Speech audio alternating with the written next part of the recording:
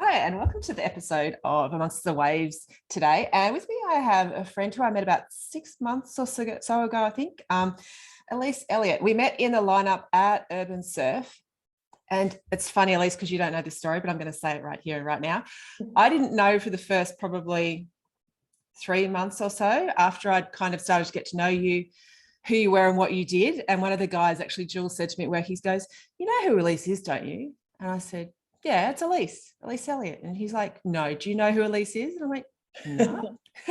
And he goes, "She's actually in the media and she's had a job in the media for a long time. She's married to Tom Elliot." And I'm like, "Who's Tom Elliot? Like, what?" And the reason I tell this story is because none of that mattered to me before. None of it matters to me after. And the fact that you in the lineup were, and still are, one of the most empathetic people that I have met. I'm going to cry already. Oh, but it's been tears in my eyes. But also someone who asks questions and listens for the answers. And I've had a lot of experience, particularly with being at Urban Surf in the last couple of years, where people will ask me questions or want to get to know me because I work at Urban Surf, and that's kind of a popular thing at the moment. But you can soon tell that they actually just want to know you because they want a story from you, or they want to know you because of your association with being popular or working at Urban Surf and that sort of thing. And you are not like that at all. And for that, I'm grateful. And I'm grateful that you chose to say yes to coming on my podcast today. Oh, what an intro. I hope I can live up to that massive, wonderful wrap. Thank you, Tanya. I'm delighted. I really am really delighted to be here with you. Thank you for being here. And one of the other reasons I wanted to talk to you, apart from being the wonderful person that you are, is that you, I think from your story, from what I know, and like I said, I don't know a whole lot about your background, but you started surfing more consistently at a more mature age. Is that correct? Oh, that's just an understatement, Tanya. When I first met my husband at 13 years ago, our first date, he took me surfing, and I thought that was so unfair because I don't know a girl on earth who looks hot, wet, cold in a wetsuit that doesn't fit her, doing a pursuit she's never done before. And he sort of said it was the throw you out into the deep end literally and see if you floated kind of test date, which was incredibly cruel, but I obviously passed. But I didn't use, and that was my first and only foray into surfing. And then, look, only about 2 years ago, so in my late 40s, I noticed that Tom and I were very busy people, both in the media, living very parallel lives. And he had this incredible passion, which was surfing. And he'd go out for 3 hours and come back, whether it was at Urban Surf or no, it wasn't Urban Surf yet, whether it was in the ocean or on holidays, and come back with this look of elation on his face. And I'm like, I want some of that.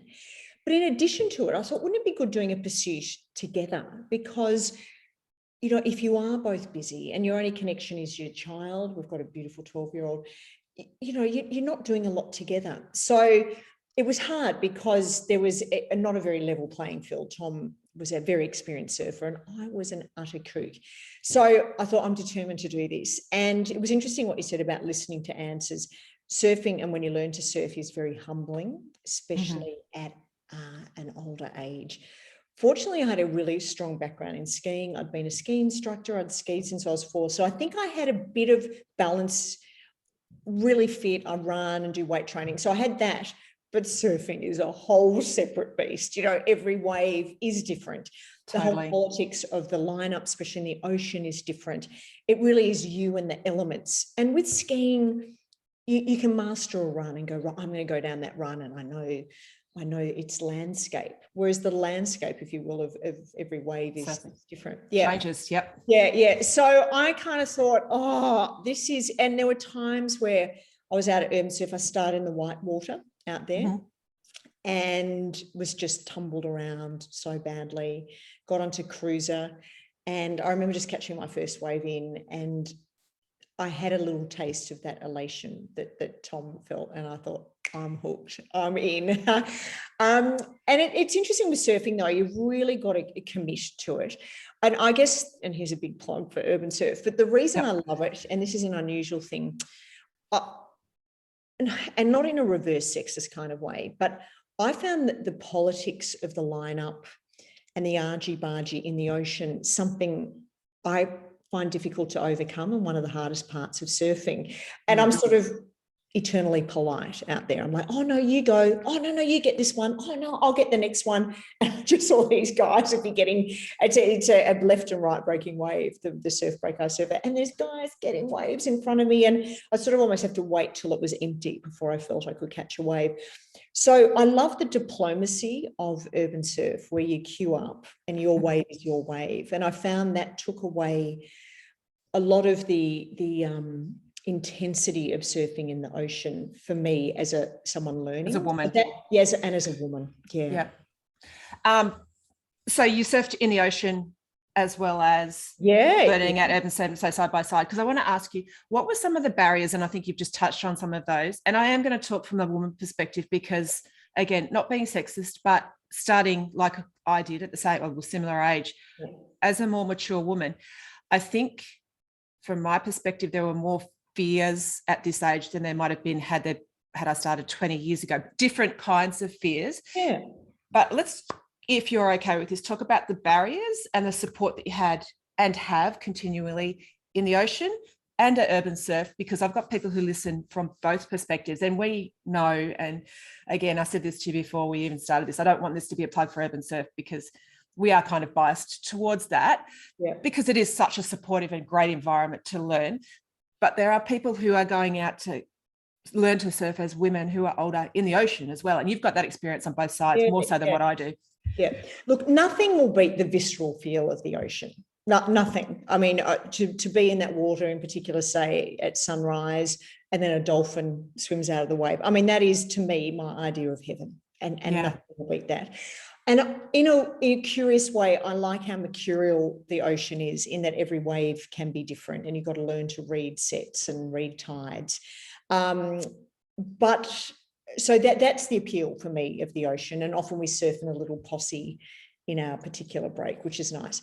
However, there's not the same camaraderie out in the ocean as there is at urban surf. So I always find there's a great sense of camaraderie, and like meeting you, and you just gorgeous smile in the lineup. Oh, I love it. Lifts my soul and spirit. There's that. Also, you're surfing with people your standard. And so in the ocean, you know, there's this standard from absolute beginners to really, really great guys. And often the really great guys get frustrated with the beginners in front of them. And I guess at urban surf, you know, there's different categories. So you're not going to frustrate experienced surfers, but you're also not going to be sort of not held back, but you're not going to be surfing over utter beginners. So there's that kind of advantage. Yeah. And I think too, having lessons was really good for me. Like, you're not going to get those sort of lessons, consistent lessons in the ocean. So I really wanted to make the leap from cruiser to cruiser turns. But because I'm married to one of those really weird, goofy footers, and my friends are goofy, all I'd surf was the left, and I'd never surf the right. Yeah. And this is an interesting lesson in psychology of sport, because I just got in my head, I can't do the right. And so I thought, right, that's it. I'm going to not only advance to cruiser turns, we're going to advance to cruiser turns right. And honestly, I was so nervous driving out for my first lesson. I was on, the Tullamarine Freeway. My heart was racing. And part of that's good, Tanya, because life gets really dull, and you sort of think, oh, same old. But to be put in a challenging position out of your comfort zone is a really, really good thing, I think. So I did this 5-week course, and I committed to 2 surfs in between. Now, my first lesson, I kook slammed every single, I've got vision of it. I just, so nose diving. Yeah. Every wave. And I'm on an 8-foot board. I'm not the biggest person in the world. So I was just like being on an ocean liner and just getting tumbled badly. But, is there a point that you thought, I'm not going to do this? Or do you have... after that first one. And I'd sort of committed to 5 weeks, and also had committed to filming it and cataloguing it for urban surf. So I was locked in. Like, I couldn't just sort of moonwalk backwards and go, see ya, to suit me. I was like, everybody knew what you were doing. Baby. I was like, yes, that first one I drove home, and I said to Tom, I can't do it. I just cannot. I can't do it. It's too humiliating. It's too exhausting. It's too soul destroying. And I don't have to do this. I don't have to put myself in there. But then this next week rolled around, and I caught one and went, wow, a lot had to do for me, for positioning, where I was on the wave, where I was on my board, how I was angled.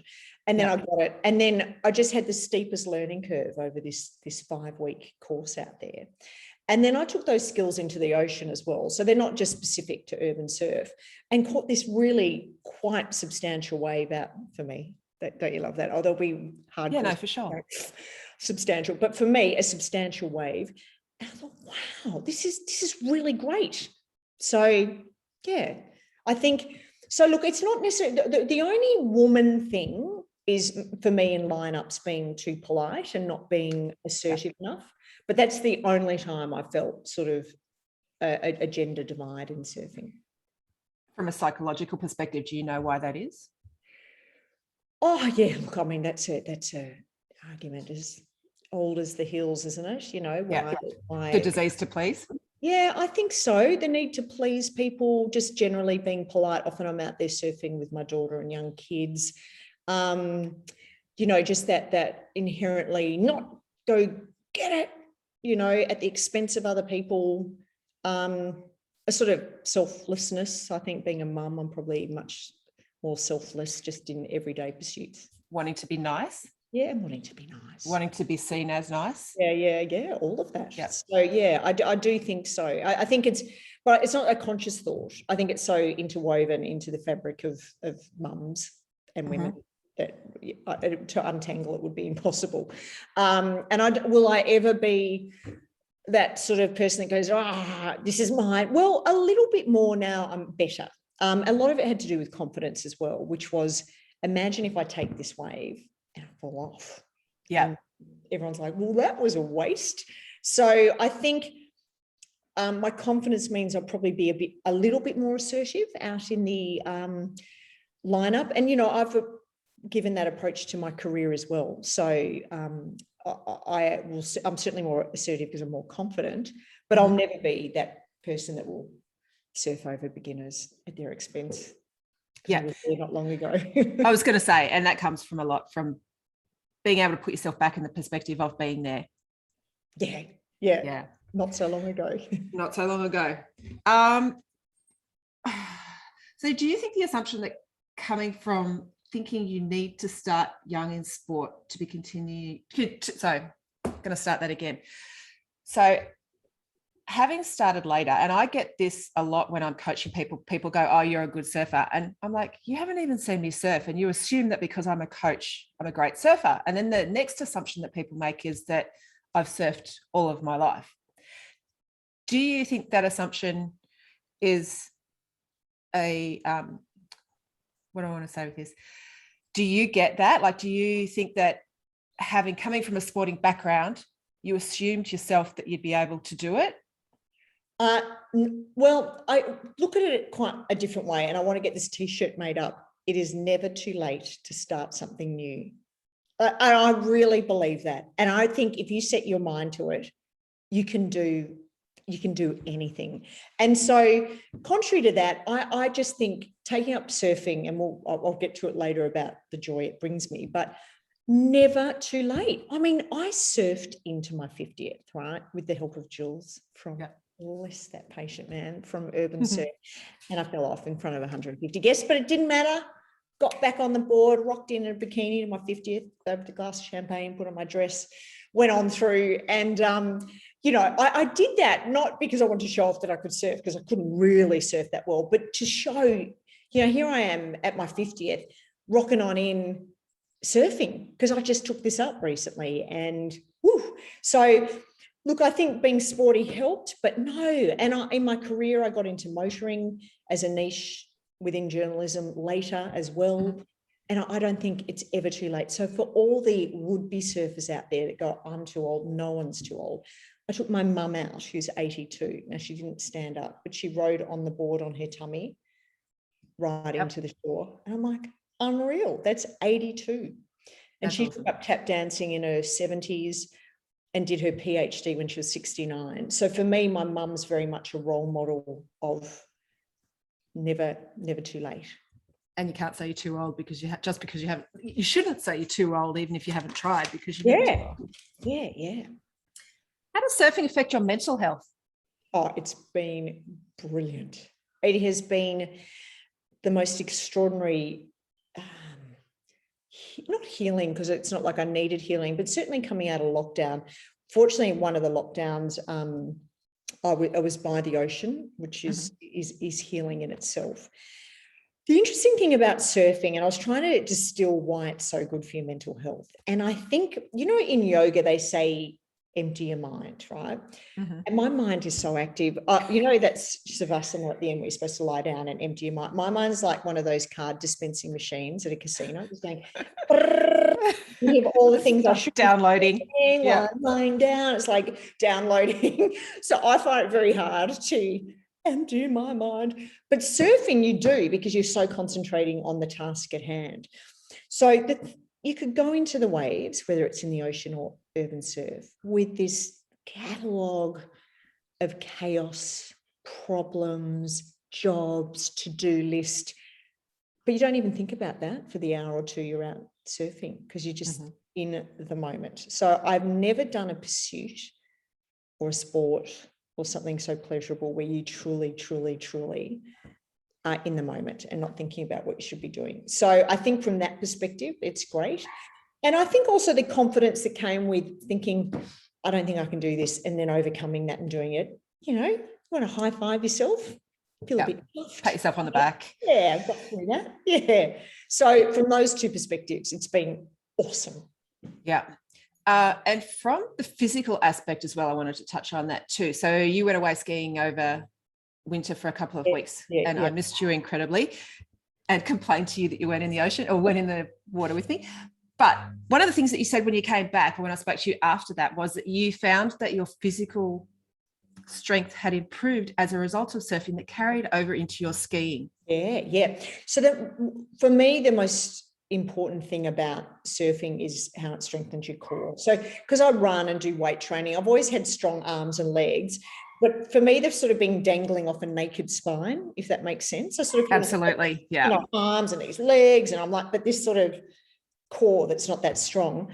And the other thing is, our whole lives, because they're around computers and phones, we just live this sort of hunched life, whereas surfing's the reverse of that. So it sort of opens you up. So in terms of core strength, my lower back, my upper glutes, abs, you know, I've always been fit, but I've never had abs before, but surfing gives you abs. And I just was like, wow. So having that core strength for skiing was awesome. So that the fitness that surfing gives alone is worth it for how it translates into everyday life. No back pain, touch wood. Yeah. You know, even running, you know, like because my glutes are stronger, my lower back's stronger, my abs are stronger, just running's better. And I'm really mindful of how I carry myself. So probably more upright as opposed to hunched. So I couldn't think of anything I've done sporting wise that's had such a instant and profound beneficial impact on my physical well-being as well as mental well-being. Yeah, that's awesome. And when we were speaking on Saturday, we were in the lineup together, and we were it was your first time back again after school holidays and being busy with media projects and work and stuff. But you said in the lineup to me, the first couple of waves that you caught back, you were a little bit nervous again. I was nervous, and I came off the first one, which was in my head, and I was in the wrong spot. And I talked myself into falling off that wave because I was nervous. It was interesting. Such big things there, like all of those three things that you and I probably take for granted, that probably someone coming in to learn to surf goes through that every time they get in the water. Every time. So I was like paddling out, and I thought, oh, even just paddling, I thought, wow, you know, I haven't done that for it was only 4 weeks. Felt like eons, but it was only 4 weeks. So the paddling, and then I was a bit, instead of being calm and in the moment, I was a bit panicky that first couple of waves, like, oh, it's my go. And then I'm trying to spin around, and then I wasn't quite ready, and I wasn't in the right spot on my board, and I wasn't in the right spot on the wave. And I just, of course, back to old kook slam days, you know, and there's all these guys on the side. Yeah. And I'm like, and you know, when you get, it's like being in a washing machine where you just sucked up and tumbled under, and then you can feel the concrete on the floor. Yep. I was like, no. So, but that's good. But that comes back to what I was saying, Tanya, about the humbling element of it. You know, that you are not omnipowerful. Really, the waves are. And I think that's important for humans to sort of learn that. It's nice to keep humble, and Yeah. I don't think it would be so enjoyable if I had thought that I had conquered it, that I was really good. And I think that's the thing that even when I talk to high-end level athlete surfers, there's always this element of nature still has control, and even as good as you can be, like Kelly Slater level, you still have to have that respect, because you never know, you're never going to be or know every single thing about every element of surfing, because it can change rapidly and because it's so broad. Yeah, and you know, look, I think of, you know, what humans are doing to the planet, and it just sometimes just is so overwhelming and distressing and upsetting. But sometimes it's really lovely to know that nature is omnipowerful and we're really beholden to her. And I think if it's a her, I think it is. I think that's a really, really good grounding thing for us all. Do you have a competitive nature? Oh, look, I do. I do. Yeah, I know I'm sounding all me versus the waves, but only with myself. I was going to say really with other people. Because I was going to say, do you have a competitive nature with Tom? No, we're very different. We sort of have different skills in different areas, and we're not. I'm not competitive with other people. I'm very inclusive, actually, and I think in different media organisations I've worked in, I've often been the mama bear, you know, in an industry that's traditionally not very supportive. So no, but I am with myself. So hence the 5-week surf course I did. I'm like, God damn it, I'm going to do this for me, you know, not because I want to be better than that girl or that guy, but for me. So so competitive broadly, no, but personally, yes. So what's your next goal in surfing? Oh yeah, I've got a few. Hence, awesome. So I'm on the Ocean Liner, as I said, the 8-foot board. And Tom's just bought you a new board? Yeah, so he has. So I've got three goals. So first one starts Thursday.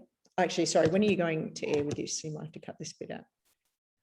Probably not for a couple of weeks. So 3 weeks time. Yeah. So first goal is Tom's bought me a new board that's 7'4", and I want to be able to ride cruiser turns on that, because I think the board I'm on, I can now stand up and ride and go straight, and because it's so big, it's really hard to carve turn. Yeah, it really is. Like I sort of turn one way, it's like and it's like turning the world around, and it's like having no power steering in a car, isn't it? Like there's like those big old Ford Falcons, and I'm like, and then I end up just sailing off to the airport, you know. Yeah. I'm like, yeah, I'm not going to get back. Okay, so next goal is get down to 7'4". Yeah. Then I want to bring my newfound cruiser turn skills to the left, so I'm ambidextrous and to keep all my goofy friends happy. And then my next step after that, and you're coming with me, we're going to do intermediate. We are so parallel in exactly what we're doing, aren't we? Yeah. Yeah. So what are your plans? Come on. So my plans are, one, to get off the foamy. Yeah. Because I'm still riding the foamy. Yeah. So boarding, yeah. Reduce it down in size, because I'm on a 7'6". I want to go down to a 7'4". And be consistently riding on the left, because I'm kind of got myself into a position now where I'm a little bit scared of it, because I went out there a couple of weeks ago, actually, with my new BFF when you went around, Jeff, when it was really busy on the right one morning, and I realized he'd snuck over to the left. So for the last 20 minutes, I went across to the left. And again, I just ate the concrete every single wave, because my body is so adapted to being on the right. And like being a corrective exercise coach, I know I should be on the left and balancing that out. And I just haven't done it because I've gotten so good at being on the right. So yes, get off my foamy, reduce the size of the board, and get over onto the left. But girlfriend, we can do this in sync. We can do this in sync. We can do this together.